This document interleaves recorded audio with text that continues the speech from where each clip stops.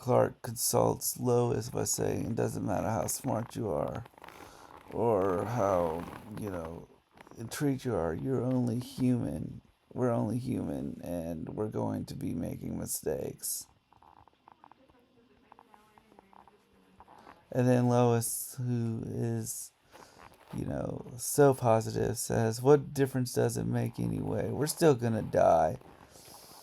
And he starts looking at his chain, or Clark starts looking at his handcuffs that he's got on, and starts talking to Lois about what she said about respect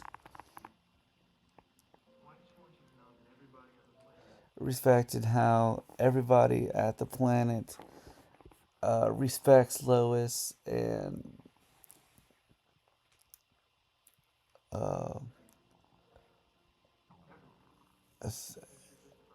and everyone thinks that she's the best reporter they ever met. Perry told me that at the interview, and Lois starts sobbing and says, "He did."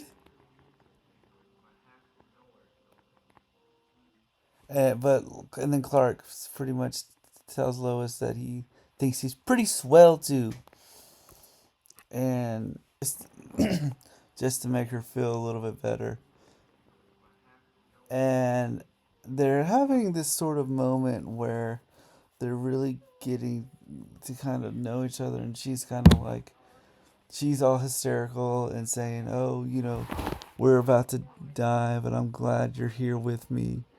And then Dr. Baines shows up and sort of stops the whole them, talking.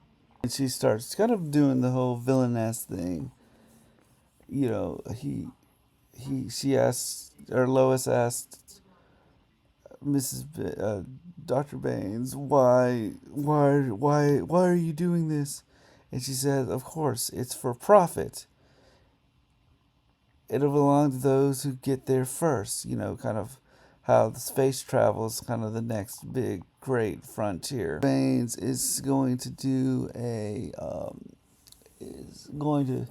start a accident, if you will, by making the monothylase drizine leak and start an explosion. And the explosion is supposedly going to engulf the hangar where the space station is, and it's supposed to be killing um, uh, it's supposed to kill Clark and Lois because they're still in the building. And then she says, fortunately, you guys will have to, be like Napoleon blown apart kind of thing. And then she goes over and, talks to them. And we then see the chemicals combine and pour themselves down the drain.